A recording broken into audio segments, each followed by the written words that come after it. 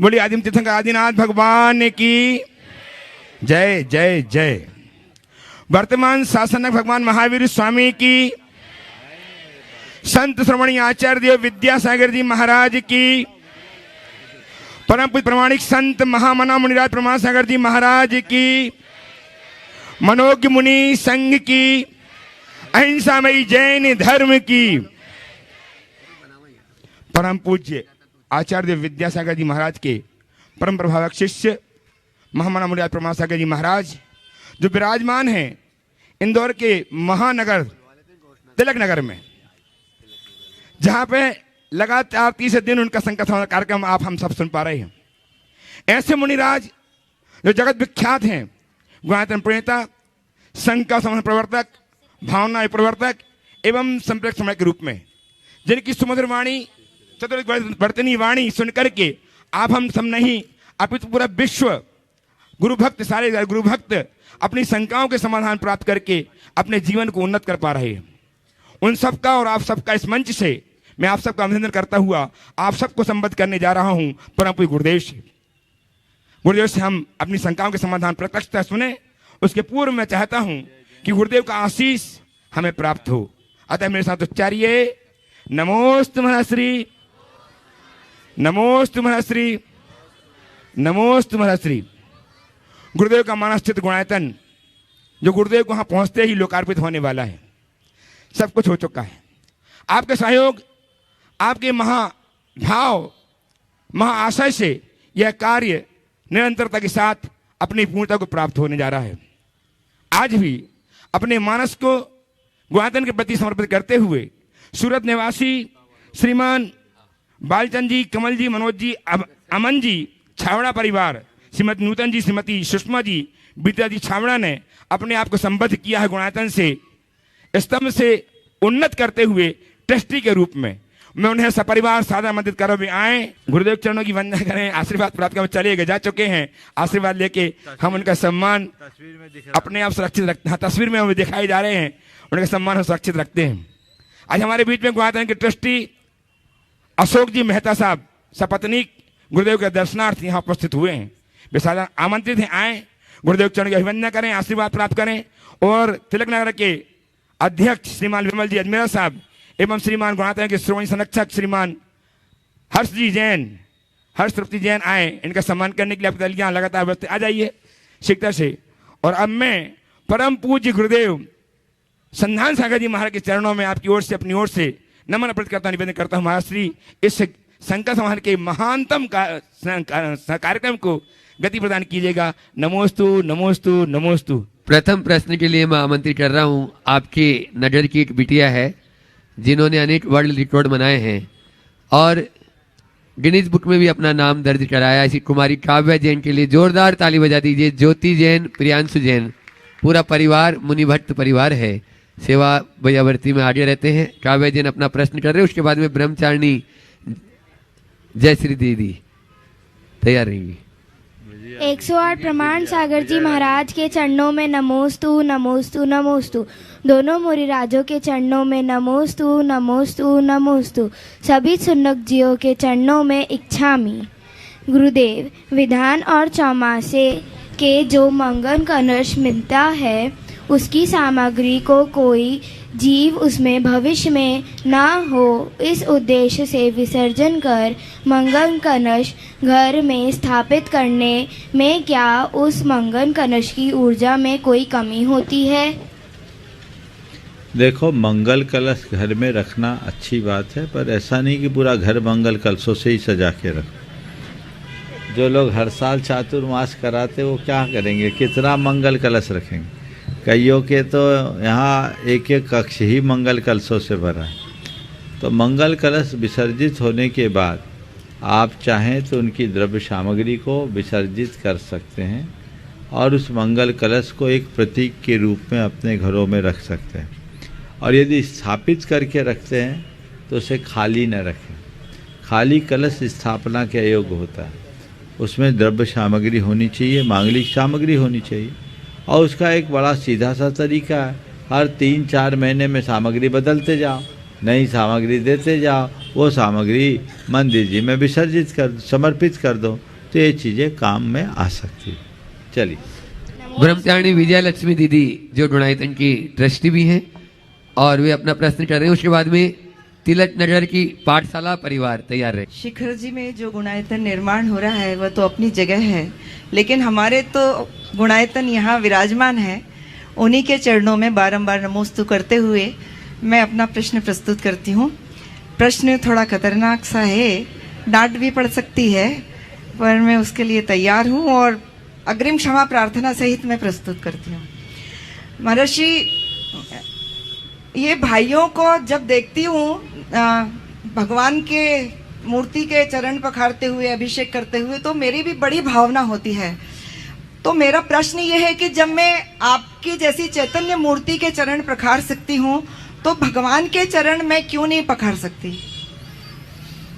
जब मैं समेत शिखर जी में था तो मेरे सामने एक सवाल है कि महाराज जी, ऊपर भगवान के चरण चिन्हों को महिलाएं छू सकती कि नहीं? तो मैंने कहा छू सकती। तभी दूसरे ने सवाल कर दिया, महाराज जब भगवान के चरणों को छू सकते हैं तो भगवान को क्यों नहीं छू सकते? भगवान के चरणों को छू सकते हैं तो भगवान को क्यों नहीं छू सकते? मैंने कहा सुनो, ससुर के सामने घूंघट काढ़ा जाता है, उसकी तस्वीर के सामने नहीं। पूरी बात सुनो, अभी उत्तर दे रहा हूँ। ससुर के सामने घूंघट काढ़ा जाता है, उसके तस्वीर के सामने नहीं। वहाँ भगवान नहीं, भगवान के चरण हैं। चरण भी नहीं, चरण चिन्ह है, इसलिए उसका स्पर्श करने में कोई हानि नहीं। चरण चिन्हों की तुलना भगवान से नहीं की जा सकती। आपका सवाल दूसरे संदर्भ में कि मुनियों के चरण पखार सकते हैं तो भगवान के क्यों नहीं? पहली बात तो मुनियों के चरण पखारते कहाँ हैं? पखारना तो तब होता जब स्पर्श होता। सुनो तो पूरी बात, आपने गेंद फेंक दी, अब बाउंड्री के बाहर मुझे पहुंचाना है ना? आप नहीं, कोई चिंता नहीं करो, वो तो एकदम बाहर जाएगा, सीधे सिक्सर, सोचने की कोई बात नहीं। हाँ, तो आपने बात कही है। हाँ, नो बॉल में एक एक्स्ट्रा भी हो जाता है। हाँ, तो आपने जो हाँ सुनो, तो मैं आपसे कह रहा था कि आप चरण पखारती नहीं, चरण पर जल ढालती। पखारने का काम तो भाई लोग करते हैं। फिर दूसरी बात, भगवान के साथ और मुनियों के साथ की गई क्रियाओं में समानता नहीं होती। जो क्रिया मुनि के साथ होती वह सब काम भगवान के साथ हो। तो मुनि महाराज को आहार देती हो, भगवान को भी रोज आहार कराओ। जब महाराज को आहार करा सकते तो भगवान को आहार क्यों नहीं करा? हाँ, पूजा तो करते हैं पर आहार कराते क्या? अरे सुनो, मुनियों को तो फिर भी आप लोग पुरुषगण स्पर्श कर सकते हैं, भगवान का तो गणधर तक स्पर्श नहीं कर पाते। फिर जो काम भगवान के साथ होता हो मुनियों के साथ हो। तो रोज आप भगवान का अभिषेक करते हो, मुनियों को भी नहलाओ। भगवान का अभिषेक नहीं होता, भगवान के बिंब का अभिषेक होता है। बिंब की मर्यादाएं। और एक बात और ध्यान रखना, भगवान है, हम लोग भगवान नहीं है, हम भगवान के प्रतिनिधि हैं।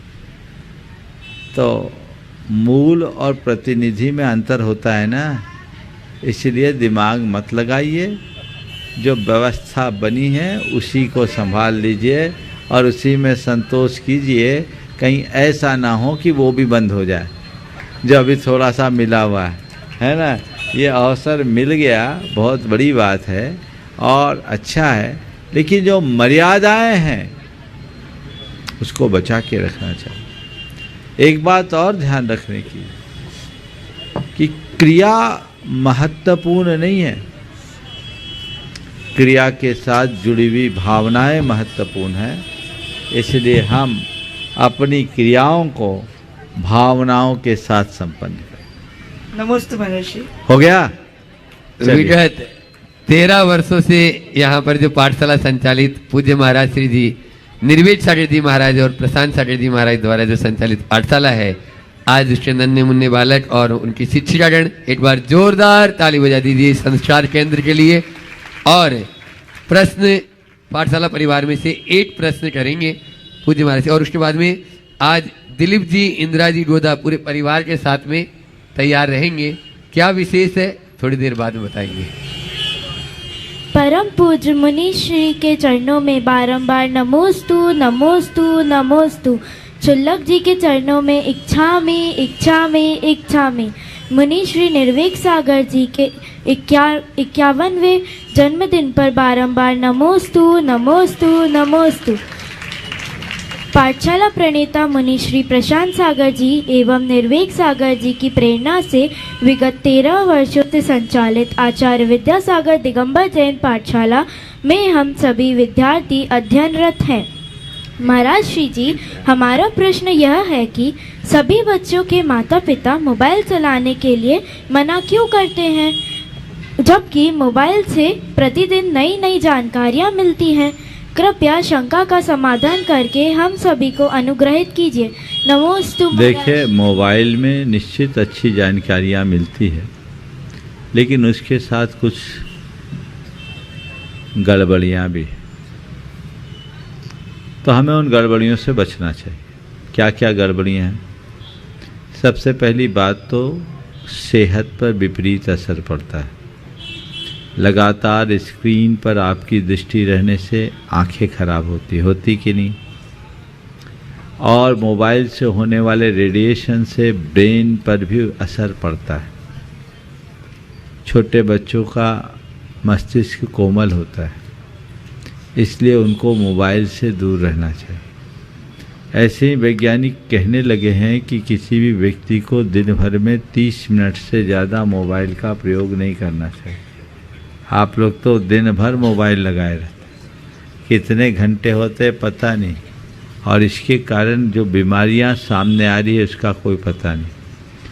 तीसरी बात, लर्न करने में मोबाइल से स्क्रीन पर जब आप लर्न करते कोई चीज़ को पढ़ते हैं तो उससे आपको याद करने में कठिनाई होती है। उसी चीज़ को टेक्स्ट से पढ़ेंगे तो ज़्यादा अच्छे से आप पढ़ पाएंगे। फिर चौथी बात, मोबाइल में डिस्ट्रैक्शन के 100 कारण हैं। टेक्स्ट सामने है तो आप केवल टेक्स्ट तक सीमित रहेंगे। मोबाइल में तो आपकी स्क्रीन में कहीं उंगली लग गई, टच हुआ और खेल बिगड़ गया। बिगड़ता है कि नहीं बिगड़ता? फिर मोबाइल जब हाथ में आता है तो पढ़ाई में टाइम कम लगता और स्क्रीन और रील को स्क्रॉल करने में पूरा समय चला जाता है ना, अन्य सोशल मीडिया में चले जाता है और अनर्थकारी बातें, व्यर्थ की बातें ज़्यादा आ जाती है जो हम लोगों को बहुत नुकसान पहुंचाती है। इसलिए जितना ज़रूरी उतना ही काम करना चाहिए, मोबाइल से अपने आप को दूर रखना चाहिए। ठीक है? नमोस्तु महाराज। और अब मैं बुला रहा हूं दिलीप जी, इंदिरा जी गोदा, जिनके आज विवाह की 50 वर्ष पूर्ण हो गए। जोरदार तालियों से उनका स्वागत अभिनंदन करें। और वे प्रश्न भी करेंगे।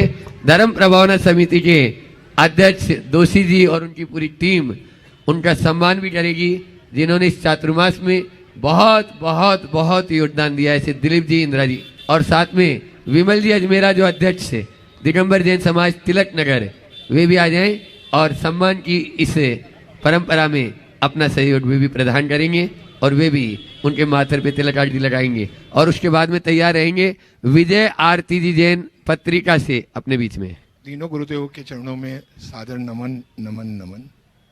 गुरुदेव, मुझे एक जानकारी आपके द्वारा चाहिए कि जो हम पंचकल्याण करते हैं, पंचकल्याण जो करते हैं उनमें जो पात्र बने जाते हैं, उनके जो नियम दिए जाते हैं, उनको कैसे क्या आदमी को जिंदगी निभाना चाहिए या कुछ समयबद्धता के साथ में वो नियम वो ले सकता है? देखिए, पंचकल्याणक में पात्र बनना कोई साधारण बात नहीं है। महान पुण्य के योग से होता है। इसलिए यदि कोई पंचकल्याणकों में पात्र बनने का सौभाग्य प्राप्त करते हैं तो उन्हें चाहिए उस महाअनुष्ठान को अपने जीवन का टर्निंग पॉइंट बना दे और जीवन में व्यापक बदलाव घटित करें। जहाँ तक नियमों की बात है, 2 पात्र को तो पूरी तरह से संयत होना चाहिए। एक माता पिता, उन्हें ब्रह्मचर्य का व्रत लेना अनिवार्य है, कुलाचार का पालन करना अनिवार्य है, उसे अभक्ष्य भक्षण, बाहर का खाना, रात्रि में सब प्रकार के आहार पानी का त्याग जरूरी। और जो भगवान के प्रथम आहार दाता हैं उनको भी शुद्धाचारी होना बहुत आवश्यक। बाकी सौधर्म इंद्र आदि अपनी सुविधा के अनुसार कम से कम सुश्रावक तो बने, व्यसन बुराई में संलिप्त न हो, जितना बन सके नियमों को निभा सके। आज अभी जैसा बच्चों ने सवाल करते समय कहा कि मुनि श्री का आज इस भौतिक रूप में संसार में आए 50 वर्ष पूरे हो गए और आज वे 51वें वर्ष में प्रवेश किए। एक अच्छा संयोग है। और 51 वर्ष में महाराज के 1997 से 2024 यानी 31 बरस, हाँ 27 बरस इनके मुनि जीवन के साथ बीते। मात्र 24 साल ही ऐसे रहे, उसमें क्षुल्लक अवस्था भी रही ना। हाँ, 1 साल एलक, 1 साल क्षुल्लक और 3 साल 3.5 साल ब्रह्मचारी। लगभग 18 साल की उम्र में महाराज श्री संघ में आ गए और ये नर भाव को सार्थक बनाने का एक श्रेष्ठ उदाहरण है। समझ गए? महाराज जी का ये योग बना। हम लोग जन्मदिन तो बिल्कुल नहीं मनाते और जन्मदिन की चर्चा भी मैं आप लोगों के बीच नहीं करना चाहता, लेकिन इतना ज़रूर कहता हूँ कि जो जन्म को सार्थक बना रहे हैं उनका गीत गाने में कोई कंजूसी नहीं करना चाहिए। कोई कंजूसी हमें नहीं करना चाहिए। निश्चित मैं महाराज श्री के इस संयमी जीवन के, सुदीर्घ संयमी और निर्बाध जीवन की मंगल कामना करता हूँ। बधाइयाँ तो दे नहीं सकता, लेकिन सद्भावनाएं जरूर प्रकट कर सकता हूँ। तो ये चीज़ें हैं। और दूसरी बात, आपने अपने गृहस्थ जीवन के 50 वर्ष की शानदार पारी पूरी कर ली। अब आपको गृहस्थाश्रम में रहने का औचित्य नहीं है। अब तो वानप्रस्थी बन जाना चाहिए, तभी जीवन की सार्थकता है। इंदिरा जी है ना, अब धीरे धीरे वानप्रस्थ की ओर मुड़िए और लक्ष्य बनाइए, पुरुषार्थ जगाइए कि मेरा अंत गुरु चरणों में समाधि पूर्वक हो। उसके लिए तैयारी करनी होगी। बहुत दुर्लभ है, सहज नहीं। 50 वर्ष दाम्पत्य के माधुर्य के साथ बिताना सबके लिए सुलभ नहीं होता। इसके लिए भी प्रबल पुण्य चाहिए, तब ऐसे अनुकूल संयोग मिलते हैं। तो भैया 50 साल पुण्य भोग लिया, अब पुण्य कमाने का रास्ता चुनो और जीवन को मोड़े। जब तक जीवन की दिशा नहीं मोड़ते कोई सार्थक उपलब्धि घटित नहीं होती।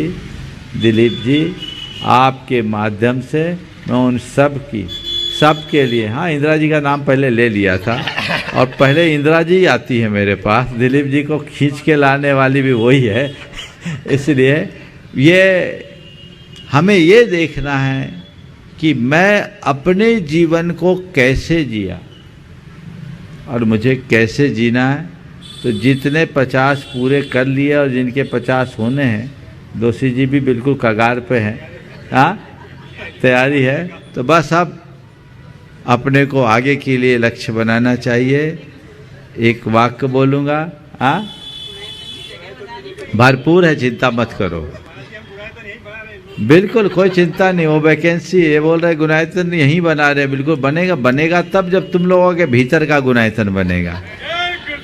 बचपन ज्ञानार्जन के लिए, जवानी धनार्जन के लिए, तो बुढ़ापा पुण्यार्जन के लिए समर्पित कर दीजिए। बस अब अपने को कुछ नहीं करना है, बाकी बेटा बहू समर्थ है, उनको सौंपिए, मार्गदर्शक की भांति रहिए और अपने आप को परमार्थ से नियोजित कर दीजिए। देखिए जीवन में कैसा रस आता है। बहुत बहुत आशीर्वाद। हाँ बोल।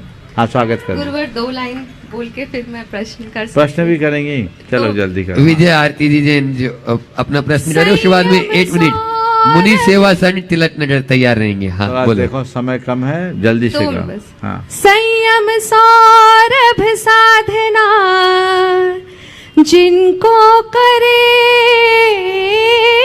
प्रणाम, ऐसे मेरे गुरु चरणों में मेरा वंदन बारंबार। मंचासीन सभी गुरुवर के चरणों में नमन। गुरुवर, मेरा प्रश्न है कि अपना मनोबल स्ट्रांग करने के लिए भावना योग में कौन सा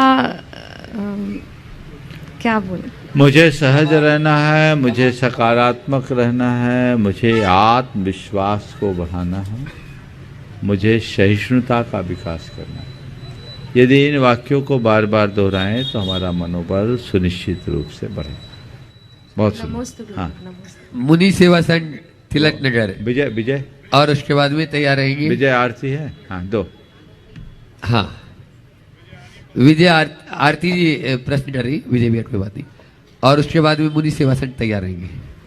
महाराज श्री के चरणों में त्रिबार नमोस्तु नमोस्तु नमोस्तु, चुल्लक जी के चरणों में क्षामी क्षामी क्षामी। महाराज श्री, मेरा प्रश्न ये है कि आपके अधिकतर प्रश्नों में हमने ये सुना है कि आप जितना सहन करोगे उतना समर्थ बनोगे। तो महाराज जी, सहन करने की क्या सीमा है और सहन कब तक और कहाँ तक करना चाहिए? अगर समर्थ बन जाओगे तो सवाल ही नहीं हो। तो जब तक समर्थ ना बनो तब तक सहते रहो। जब तक मिट्टी हो तब तक आँच में पकते रहो। जब घड़ा बन जाओगे तो फिर पकने की ज़रूरत ही नहीं पड़ेगी, अपने आप पक जाओ। ये मन में सहनशीलता जितनी विकसित होती है, सामर्थ्य विकसित होता है। और हम अपने जीवन को उसी तरीके से जोड़े। कहीं न कहीं हमारे अंदर की असहिष्णुता हमें अधीर बनाती है, हमारी नकारात्मकता हमें अधीर बनाती है। कब तक सहें? जब तक सहना सहें, धैर्य रखे, सह लेंगे। नमोस्तु महाराज श्री, नमोस्तु। मुनि सेवा संघ तिलक नगर। और उसके बाद शशांक जी सोनम जी जैन जो गुणायतन के ट्रस्टी इंदौर से, वे तैयार रहे। महाराज जी के चरणों में बारंबार नमोस्तु नमोस्तु नमोस्तु। महाराज जी, ये प्रश्न है आज के युग में कि आज के इस युग में सीधे बन के रहें या टेढ़े बन के, क्योंकि सीधे आदमी को हर कोई उपयोग करके आगे बढ़ जाता है। तो थोड़ी सी इसमें बताएं कि कैसे क्या अपने जीवन को यापन करें, कि सीधे बन के रहें या थोड़े टेढ़े बन के? मैं बोलूँगा फ्लेक्सिबल बन के रहो।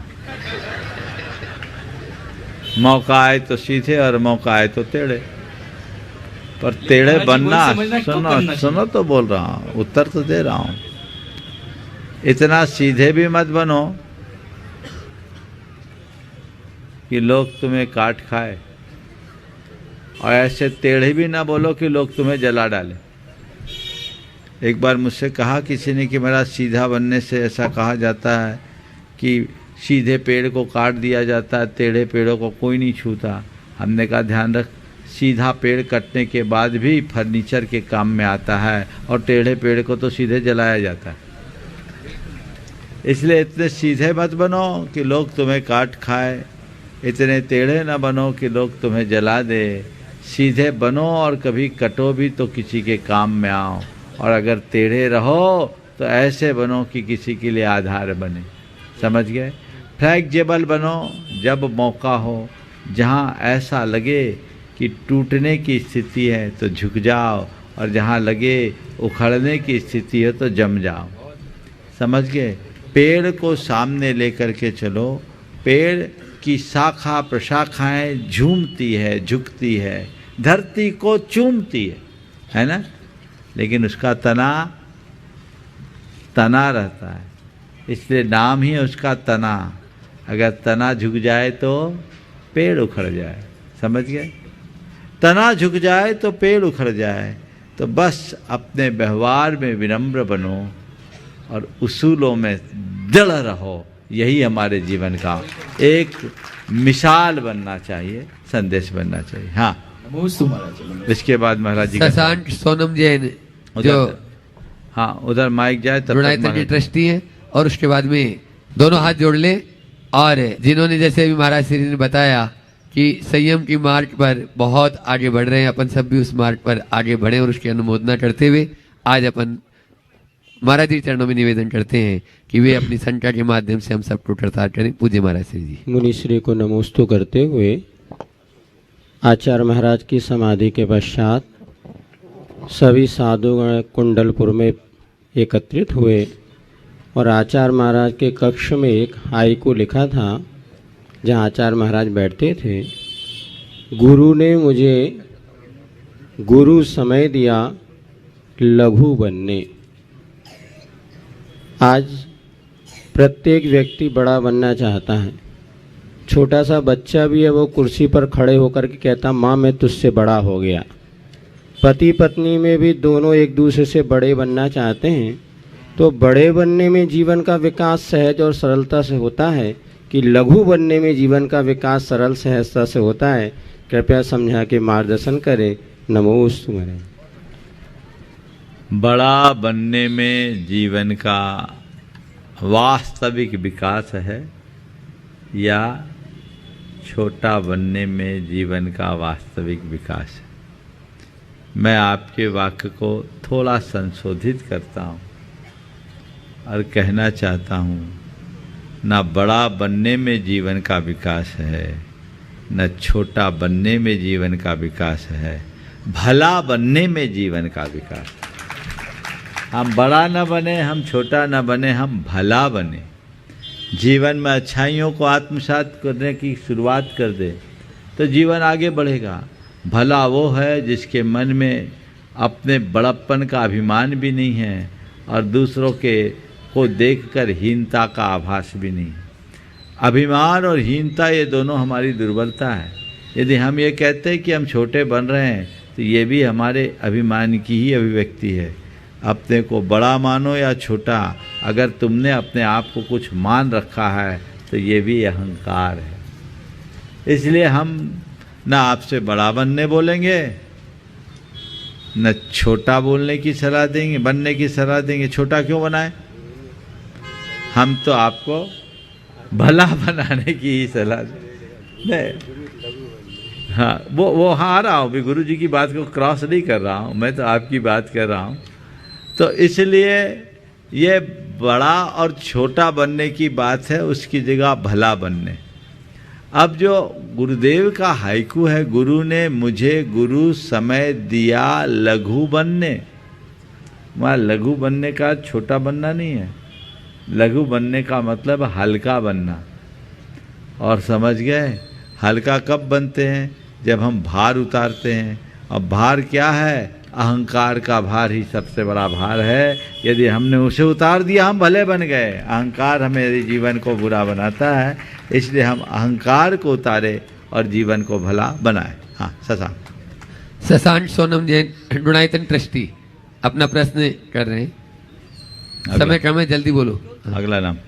और उसके बाद में तैयार रहेंगे तिलक नगर भक्त मंडल, जो 50 साल से यहाँ पर भक्तामृत का पाठ चला रहे हैं। ऐसी महिला मंडल है ये।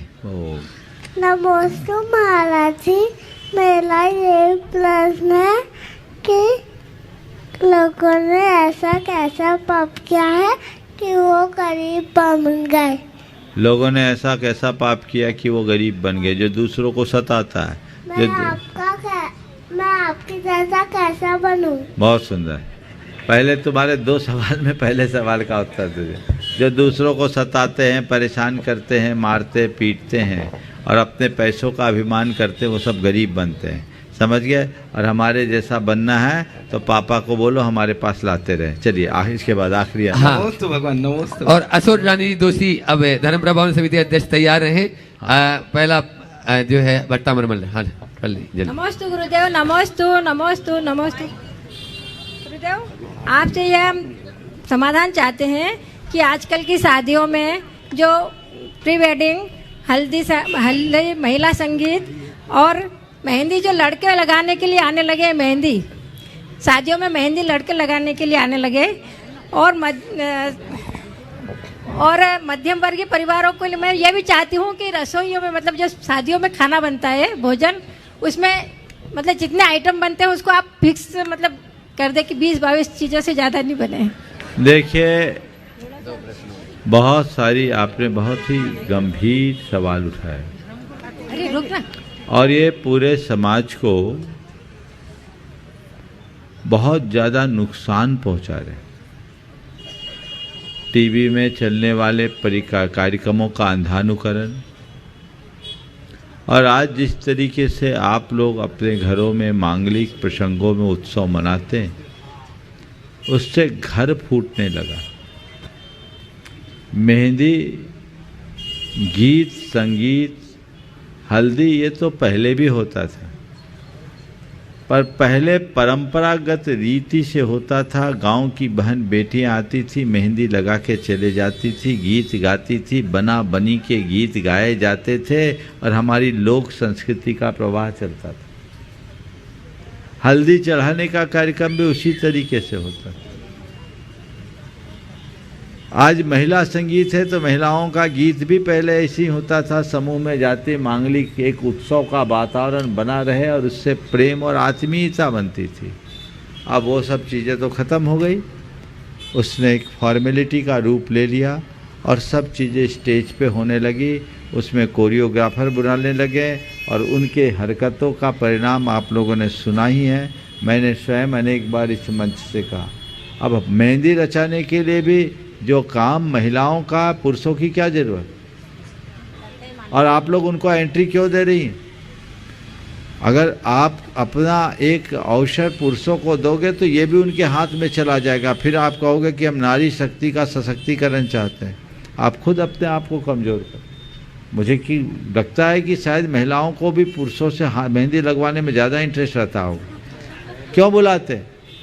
बुलाने की ज़रूरत ही क्या है? बुलाइए मत। और इसी तरह हल्दी आदि की रस्मों को इस तरीके से मत बनाइए कि सारा सत्यानाश हो जाए। खाने पीने के विषय में अनेक बार ये बातें आई, लोगों को एक दूसरे की देखा देखी में ये सब चीज़ें करनी पड़ती, लेकिन इनका लिमिटेशन होना चाहिए। कई समाजों में नियम है, पर अब समाजों का बंधन ही नहीं तो नियम क्या होगा। आप सबको मैं व्यक्तिगत प्रेरणा देता हूँ, दूसरों की देखा देखी कार्यक्रम मत कीजिए। आप अपनी क्षमता और शक्ति के अनुसार कीजिए और ये सुनिश्चित कीजिए कि हम कोई भी परंपरा विरुद्ध कार्य नहीं करेंगे, तभी इससे अपने आप को बचा सकेंगे। आज 2 मिनट के लिए कोई हमारी प्रशंसा करे और आलोचना करे, वो हमारे लिए महत्वपूर्ण नहीं है। हमें अपना कार्य अपने तरीके से देखना चाहिए। नमस्ते गुरुदेव, नमस्ते नमस्ते। और अगला प्रश्न कर रहे हैं धर्म प्रभावन समिति के अध्यक्ष से असुर रानी जी दोषी, और उसके बाद में अनीता सुदर्शन जी कोलकाता, और समय रहा तो फिर श्वेता सचिन जी उद्योगपति तैयार रहेंगे सभी। मुनि संघ के चरणों में सशत वंदन। महाराज श्री, आज आपके दोनों ओपनर बल्लेबाज में से एक बल्लेबाज का 51 बन गया है और जो ओपनर बल्लेबाज सबसे मजबूत रहता उसी को कप्तान ओपनिंग करवाता महाराज जी, यही तय है। और ये दोनों आपके ओपनर बल्लेबाज ये सबको पता ही है। तो इनका 51 बन गया है और आध्यात्मिक जीवन का इनका 31 हो गया है। तो मैं धर्म प्रभावन समिति इंदौर शहर के समाज की ओर से ये शुभ कामना करता हूँ कि निश्चित रूप से अध्यात्म जगत की और सांसारिक जगत की इनकी सेंचुरी बने, ऐसी मैं शुभकामना बहुत करता हूँ, बहुत करता हूँ। महाराज श्री, अब प्रश्न ये है, व्यापार जगत भी है, खेल जगत है और अध्यात्म, तीनों से मेरे थोड़ा सा है। व्यापार में महाराज श्री ये होता है कि वस्तु को बेचने का, खरीदने का और क्रय करने का, या जो भी उसकी निर्धारित मूल्य को तय करने का अधिकार व्यापारी के पास ही रहता है। लेकिन क्रिकेट में बिल्कुल उल्टा होता है कि खिलाड़ी खेलता है लेकिन उसका निर्णय, उसको 1 रन मिला या 2 रन मिला या 4 रन मिला या वो आउट हो गया, उसका निर्णय का अधिकार पूरा अंपायर के हाथ में रहता है। पूरा यार खेलता खिलाड़ी है लेकिन संचालन अंपायर ही करता है। इसी तरह अध्यात्म जगत में महाराज श्री ये है कि जिसके जीवन में गुरु प्रतिष्ठित हो चुका है उसे सुरक्षा तो बहुत मिलती है, शायद सुविधा कम मिलती है।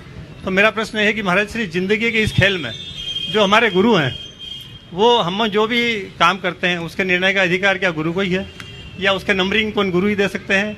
ये आपसे एक प्रश्न है महाराज। और दूसरा इसके साथ ये है कि महाराज श्री एक चतुर्मास अभी हुआ, सभी गुरुओं का कारण अनेक चतुर्मास होते हैं लेकिन सबकी वो होती है, मतलब सम्मान होता है, सबका होता है, लेकिन गुरु का सम्मान हम कैसे करें? कृपया ये भी बताएं। देखिए, प्रश्न बहुत विस्तीर्ण है और उत्तर मुझे सीमित शब्दों में देना है क्योंकि 2 उम्मीदवार और खड़े, इनको कवर तो कर ही देना।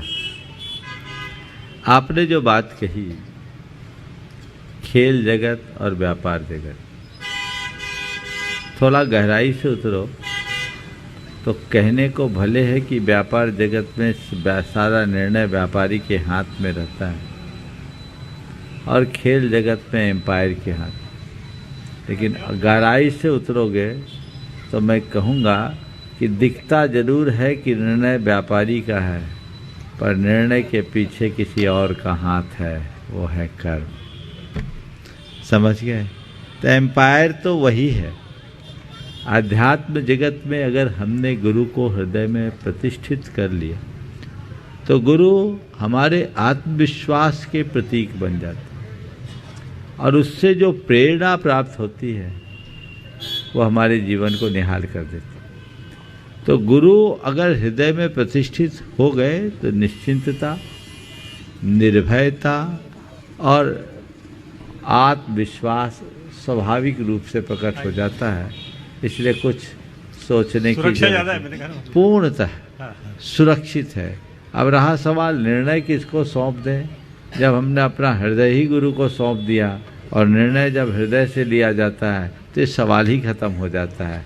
जो तेरा निर्णय वही मेरा निर्णय, जो तेरी इच्छा वही मेरी इच्छा, जो तेरी समझ वही मेरी समझ, जो तेरा संकल्प वही मेरा संकल्प। ये सोच बना ले तो सब कुछ बेहतर। अंपायर का भी सम्मान नहीं होता महाराज श्री, और ऐसे ही गुरु का भी सम्मान। हाँ, ये गुरु का सम्मान आप क्या कर सकते हो? गुरु का सम्मान एक ही माध्यम से हो सकता है।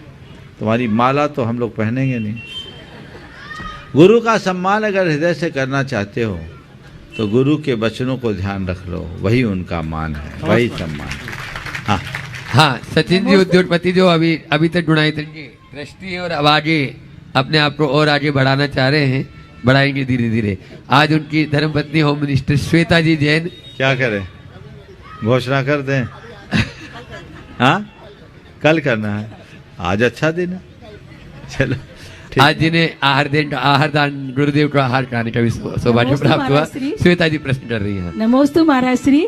अपने आज चातुर्मास के इतने 8-10 कलश आते हैं महाराज श्री हर साल में, तो उनके लिए क्या करें? घर में रखने से अभिनय भी होता है और घर में करो, साल में 2-4 रिश्तेदारों को कुछ न कुछ गिफ्ट तो देते ही होंगे। महाराज जी कलश गिफ्ट कर सकते हैं। अरे इससे अच्छी बात क्या, तुम्हारे घर के मंगल कामना के साथ मांगलिक प्रतीक गिफ्ट कर रहे हैं। तुम्हारे घर में क्षेम कल्याण की समृद्धि होगी। साड़ियाँ और बर्तन बांटने से तो अच्छा है ये दे दो, वो भी निहाल हो जाएगा। और इतनी अच्छी गिफ्ट कौन देगा? कोई नहीं दे सकता। ऐसा भी कर सकते हैं, तो ये भी कर सकते हैं। और एक भाई के यहाँ इतने चांदी के कलश हो गए, बोले रखना मुश्किल, घर सूना होता है तो डर लगता है चोरी ना हो जाए। उसने गलवा के भगवान बनवा दिए, चांदी के भगवान बनवा दिए 2। बोले ये हो गए महाराज थोड़े सुरक्षित है, जितने रखने से रख लिए, बाकी तो नहीं। तो ऐसी व्यवस्थाएं बनाई जा सकती है। हाँ, और कोई? हाँ, श्रीमती अनीता सुदर्शन जी कोलकाता जो है, कहाँ उपस्थित नहीं है? अजमेर से जो रहता है उनकी पुत्र वधू। कहाँ? नहीं है, नहीं, अगला नाम बोलो। यहाँ पर है नहीं। और उसके बाद में मैं उनको आवाज दे रहा हूँ जो लगातार एक भी दिन ऐसा नहीं गया 4 महीने में प्रश्न नहीं दिया हो और नंबर 1 भी दिन नहीं आया। बोलो, ऐसे भी हैं। और वो है व्रती श्राविका माया जैन। चार बार पूछ जोरदार चुके, स्मरण शक्ति बना के रखें। उत्तर हमने दिया है, ऐसा नहीं है कि नंबर नहीं आया। हाँ, उनकी शिकायत रही कि नंबर नहीं आया, पर 4 बार उत्तर हमने दिया, 5वां भी हो सकता है। प्रश्न के लिए 16 के साथ साथ 16 का जीवन कैसा होना चाहिए ताकि वह घर के लोगों के लिए, रिश्तेदारों, आवृत्तियों के लिए बोझ न बनकर प्रेरक बने। देखिए, 16 का नियम व्रती का है, घर का नहीं। वो अपने 16 का पालन करे, पर 16 का पालन करे, 16 न बने। 16 समझते ना? हाँ, थोड़ी सहिष्णुता रखे, सरलता रखे और छू की आदत से थोड़ा दूर रहे।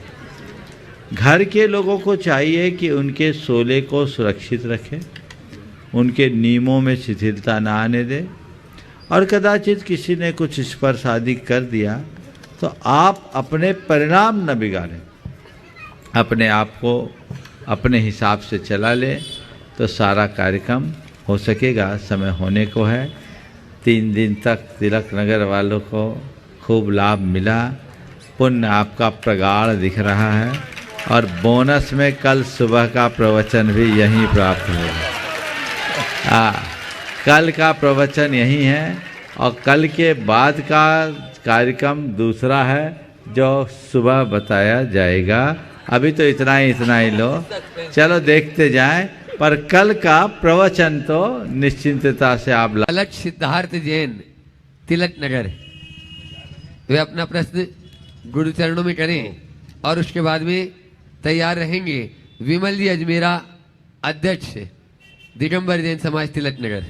समूह शरण में विराजित रत्नत्रय के चरणों में पूरे प्रमाण सागर जी विश्वविद्यालय के यहाँ पर उपस्थित, देश विदेश में उपस्थित सबकी ओर से और खास करके तिलक नगर समाज की ओर से आपके चरणों में नमोस्तु नमोस्तु नमोस्तु और इच्छामि इच्छामि इच्छामि।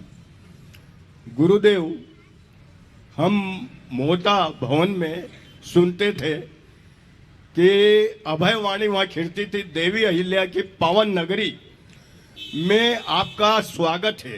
रोज देवी अहिल्या की नगरी का गुणगान, लेकिन देवी अहिल्या की पारदर्शिता उन्होंने अपने श्रेष्ठ न्याय से की। अपने पुत्र को फांसी गलत काम के लिए और पति को अर्थदंड किया। ये बुनियादी चीजें राज्य में सुख शांति और ईश्वरीय शक्ति प्रदान कर देती है गुरुदेव। दूसरा, यहाँ पर सुदर्शन वाणी होती है, और सुदर्शन वाणी में इस आपके हाल में हमारी ये पवित्र ऊर्जा, ये जो भूमि है, इसमें कहीं मुनि, कहीं क्षुल्लक जी और तरह तरह के, और 27 दिन विद्यासागर जी का प्रवास रहा। 27 मतलब 7 और 2 9, और यही 9 पलट के आपके यहाँ 9 रत्न, त्रय रत्न, और आपके त्रय रत्न के कवच में वो 9 रत्न, उनकी सुरक्षा कवच 3 रत्नों की आपकी जो ऊर्जा रही उनमें चमक बढ़ी, घटी नहीं। दूसरा, सुरक्षित रहे, और इंदौर में एक इतिहास रख दिया महाराज जी। ऐसा इतिहास भूतो न भविष्यति।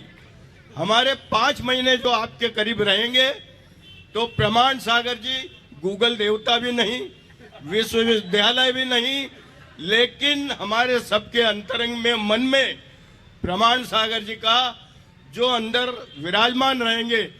हम तो आपसे इसलिए जुड़े हैं, सब विश्व में अनुसंधान, आपका शंका समाधान सब देखते हैं, प्रवचन भी सुनते हैं, तो मैं उनको मानता हूं कि वो आपके विश्वविद्यालय के छात्र हैं, शिष्य हैं। आपका ये जो मुस्कान और त्वरित जो आंसर होता है, विक्रमादित्य के सिंहासन में भी नहीं हुआ, और राजा अकबर के, मैंने मोहता भवन में बोला था महाराज कि अकबर के 9 रत्न, विक्रमादित्य के 9 रत्न, और फिर आपके वो 9 रत्न, लेकिन ये 9 रत्न एक मन्ना के थे। इसलिए आपका और देवी अहिल्या का, इन दोनों के जो सफल राज्यकाल रहे, उनकी ऊर्जा के प्रकाश में उनको देखते हुए महाराज इस कलयुग में और इस समाज में हम कैसे चलते हैं, क्योंकि यहाँ पर love me and love my dog, अगर आप मुझसे प्यार करते हो तो love me my dog and my child, चाहे बच्चे की नाक बेटी हो, कुत्ता आपका गंदा हो, लेकिन you have to oblige them, आपको उनको संतोष देना है। ऐसे क्यों देना है कि जब Yudhishthir and his dog, Yudhishthir का कुत्ता स्वर्ग चला गया, और ये कुत्ते वाली बात परसों के रोज में यहाँ था, बच्चों को इन्होंने डीओजी बोला और क्या कि जीओडी होता है। दोपहर में फिर बोला कुत्ते का कि वो कुत्ता कार में बैठता है, अपने कर्मों से, अच्छे कर्मों से देव बन जाता है। परसों के रोज दिमाग में ये मेरे ध्यान में डाग साहब बैठ गए और ये डाग की जो महिमा है कि Yudhishthir and his dog, love me my child, love me my dog. Second, केकड़ा प्रवृत्ति, हाँ, ये प्रश्न है। इन तीनों में केकड़ा प्रवृत्ति महाराज, ये आपके दो। और तीसरी चीज, म्यूनिसिपालिटी की गाड़ी चलती है, वो बोलती है कुत्ते मूक प्राणी हैं, इन्हें मारिए मत, काटे तो आप इंजेक्शन लगवाइए, इन मूक प्राणी को मार नहीं सकते क्योंकि नियम है। तो अब ऐसी स्थिति में नियम और ये कुत्ते की महिमा, दूसरा केकड़ा जात, आपका तो सब बढ़िया है, आपका कवच, लेकिन आप चले जाएंगे, आप शरीर के साधु, इस इंदौर में हम धर्म प्रभाव ना कैसे करें और कैसे जिए, ये राहुल रत्न, सचिन, हम सब कैसे चलें? देखो, सीधा सीधा होता, विस्तार से उत्तर तो नहीं दूंगा, लेकिन जितना सजा के इनने अपनी बात की है उसके लिए एक बार इनकी करतल भरी बनती। अब आपके सवाल का उत्तर मैं बहुत संक्षेप में दूंगा। कुत्तों से बचा नहीं जा सकता, पर कुत्तों से सावधान जरूर रहना चाहिए। और कुत्तों से सावधान रहने के क्रम में दो काम करना है। एक तो कुत्तों के गले में पट्टे बांध दो, और दूसरा उनको उनकी वैक्सीनिंग करा दो। कुत्ते को लगा दो तो काट खाए तो तकलीफ ना हो, पालतू भी हो और काटे तो कोई कठिनाई ना हो। और हमें यही प्रयास करना चाहिए। हम तो जियो और जीनो दो का धर्म निभाते हैं। हम तो मानते हैं बाजार में कुत्ते नहीं होंगे, आपको मज़ा भी नहीं आया, इसलिए तो होंगे। और वो आपके लिए सुरक्षा भी प्रदान करता है कई अर्थों में। और जहाँ तक केकड़ों का सवाल है, तो केकड़े तो रहेंगे ही रहेंगे, बस कुछ मत करिए। केकड़े आए तो अपने पास पानी इतना रखिए कि केकड़ों के मध्य ही उलझ के रह जाए, दूसरों के पीछे आने की ज़रूरत ना हो। केकड़े बहुत हैं, और जितने केकड़े हैं वे एक दूसरे में उलझ के रह जाए, बाकी मछलियों के लिए मैदान खाली मिले और आनंद हो जाए। ये रास्ता अपना ले तो चीज़ें अपने आप व्यवस्थित बन सकती। अनेकों वर्ल्ड रिकॉर्ड जिन्होंने बनाए हैं, ऐसे आपकी तिलक नजर की एक बिटिया है, पहले भी महाराज श्री जी के मंच पर आई थी, कुमारी काव्या जैन, प्रवीण ज्योति जैन, प्रियांशु जैन, जो प्रतिदिन मुनि सेवा संघ की पूरी बहुत वयावर्ती भी करते हैं। ऐसा परिवार, जोरदार ताली बजा दीजिए उस परिवार के लिए। कुमारी काव्या जैन अपना प्रश्न कर रहे हैं और उसके बाद में एनसी जैन साहब हमारे कार्याध्यक्ष गुणायतन के तैयार रहेंगे। कहाँ है? नहीं है, एनसी जैन को दीजिए। हाँ, एनसी जैन साहब कार्याध्यक्ष गुणायतन, वे अपना प्रश्न गुरु चरणों में कर रहे हैं क्योंकि उनको निकलना भी है। और उसके बाद में कनाड़िया मंदिर भट्ट मंडल, जो भट्टाम्र मंडल है, पारुल जी पहाड़िया, उनकी तरफ से प्रश्न करेंगे। तीनों मुनिराजों के चरणों में मेरा, मेरे परिवार और समस्त दिल्ली जैन समाज का त्रय बार नमोस्तु गुरुवर। गुरुवर, कल निवेदन किया था गुणायतन परिवार की तरफ से कि समय शिखर में गुणायतन आपका इंतज़ार कर रहा है, तो मुझे आशा है कि जो हमने विनय करी है वह विनय हमारी जल्दी पूरी होगी और आगे गुणायतन का जो मंच कल्याण होना है तो आपका आशीर्वाद हमें जल्द मिलेगा और जल्दी घोषणा उसकी आप करेंगे। आज मैंने दिल्ली वालों की तरफ से भी नमोस्तु किया महाराज श्री। तो अब पता नहीं गाड़ी कहाँ जाएगी कहाँ नहीं जाएगी, मुझे नहीं पता, उसका निर्णय तो आपको और संघ को ही करना है। मुनिश्री, मेरा एक छोटा सा शंका है। हमारे दिल्ली में जब शादी ब्याह होते हैं, बारात वारात आती है, तो बारात आने से पहले वहाँ भगवान की पूजा करते हैं। तो दोपहर में बारात आती, समझ में आता है कि भाई मंगल काम हो रहा है, उस टाइम भगवान की पूजा अर्चना करना कोई शायद गलत नहीं है। लेकिन बारात रात को 8 बजे 9 बजे 10 बजे 11 बजे आती है और तब पूजा करते हैं। तो क्या एक रात को पूजा करना तर्क संगत आगम संगत है क्या? और क्या ऐसे काम में पूजा करनी चाहिए या नहीं करनी चाहिए? मुनिवर, देखिए, हमें सभी मांगलिक कार्यक्रम भगवान की साक्षी में पूजा आराधना पूर्वक करनी चाहिए। विवाह की प्रक्रिया के संबंध में आदि पुराण में लिखा है, विवाह कहाँ करे? क्वचित पुण्याश्रमे सिद्ध प्रतिमा साक्षी करें। और वहाँ 3 प्रकार की अग्नियों की स्थापना करके पूजा अर्चा और हवन करने का विधान है। इसलिए विवाह के समस्त कार्यक्रम भगवान की साक्षी में पूजा आराधना के साथ करना चाहिए। तो महाराज क्या रात में करे? रात में तो विवाह करने का ही विधान नहीं है, तो रात में विवाह क्यों करो? ये तो आपकी कुपरंपरा है। जैन धर्म के अनुसार रात्रि विवाह त्याज्य है। 24 तीर्थंकरों के चरित्र को पढ़ो, एक का भी विवाह रात में नहीं हुआ, सबका विवाह दिन में संपन्न। हमारे धर्मशास्त्र रात्रि विवाह का निषेध करते हैं। अब आज लोग करने लगे तो रात में विवाह करेंगे, फिर पूजा भी करेंगे, फिर नाना प्रकार के अनाचार्य भी करेंगे, तो फिर उसका परिणाम भी भुगतेंगे और सब भुगत ही रहे हैं। इसलिए वैवाहिक कार्यक्रमों को दिन में संपादित करने का पूर्ण प्रयास होना चाहिए। नमस्ते गुरुवर।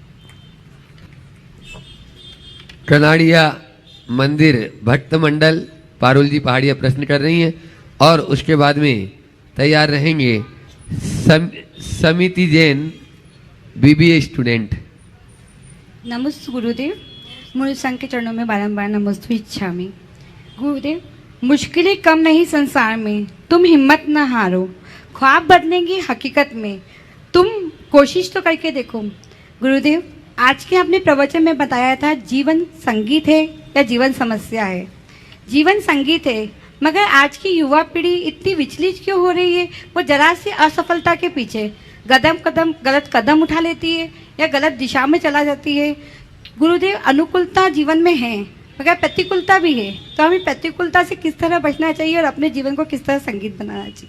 नमस्ते गुरुदेव। देखिए, युवा पीढ़ी क्या, अब तो बड़ों के साथ भी यही कहानी, हर व्यक्ति के साथ जो जीवन के मर्म को जानता है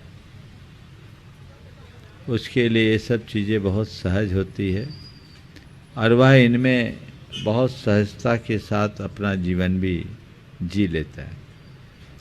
और जो जीवन के मर्म से अनभिज्ञ है उनके साथ इस तरह की स्थितियाँ निरंतर बनी रहती।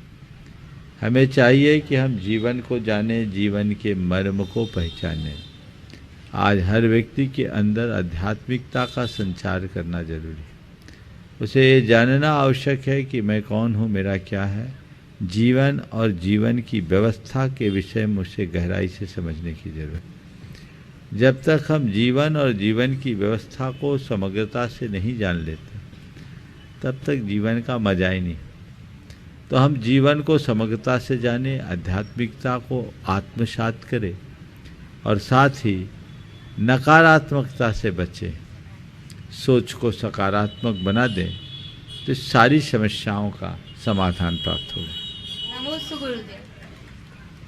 हाँ, अगला नाम समिति जैन उपस्थित है। हाँ, प्रश्न करें आप अपना, और यदि काव्य जैन आ गई हो तो अपना प्रश्न करें।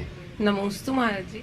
महाराज जी, मेरा प्रश्न यह है कि जब पहले के समय में इतनी टेक्नोलॉजी नहीं थी, व्यवस्थाएं नहीं थी, धन नहीं था, लेकिन व्यक्ति सुखी था, लेकिन आज के समय में जब पढ़ाई है, सब कुछ है, धन है, लेकिन व्यक्ति सुखी नहीं है। जब पहले के समय में लोग इतने एजुकेटेड नहीं थे तो इतनी समस्याएं नहीं थी, केसेस नहीं थे, अपराध नहीं थे। लेकिन आज के टाइम में जब 90 से ज्यादा % लोग एजुकेटेड है तो वो सुखी क्यों नहीं है? इतना अपराध देश में क्यों बढ़ रहा है महाराज जी? देखिए, इसका उत्तर मैं 2 वाक्यों में दूंगा। पहले लोगों के पास धन भले नहीं था, पर संतोष धन था, और संतोष धन सबसे बड़ा धन कहलाता है। तो जिसके पास संतोष धन है उससे बड़ा धनी और कोई नहीं।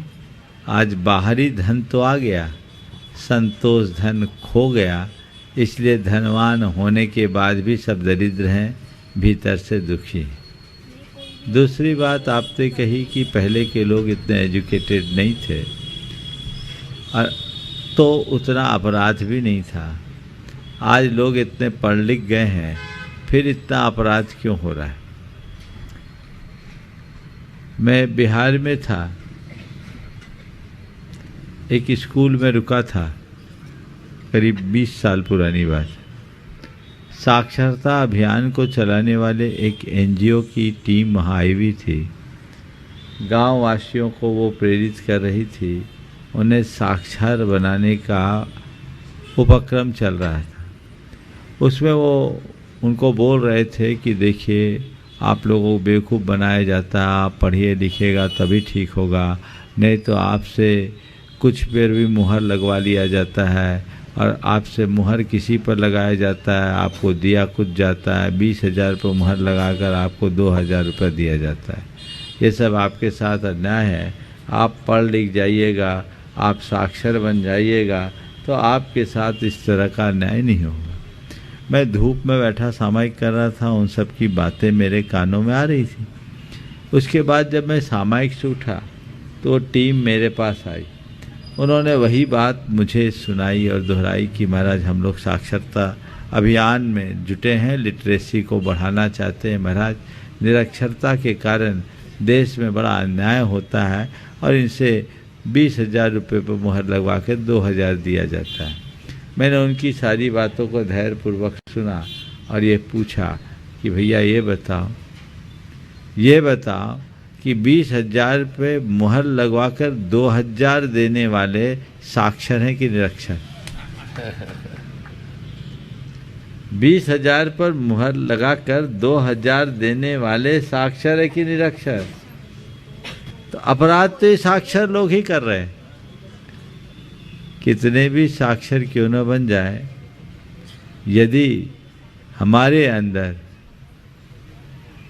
समझदारी और संस्कार न हो तो कुछ नहीं होगा। इसलिए तुम्हारे सवाल का उत्तर इतना कहूँगा, पहले के लोग पढ़े लिखे कम, समझदार ज़्यादा थे, और आज के लोग पढ़े लिखे ज़्यादा हैं, समझदार कम।